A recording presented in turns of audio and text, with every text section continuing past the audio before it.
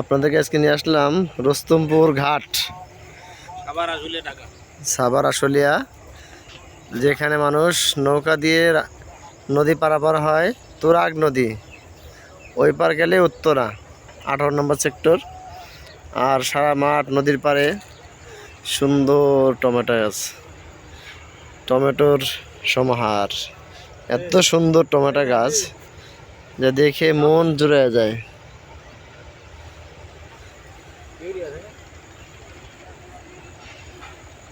আমার জীবনে আমি কখনো এমন টমেটো গাছ দেখিনি, আজ প্রথম দেখলাম। দর্শক আপনাদেরকেও দেখালাম।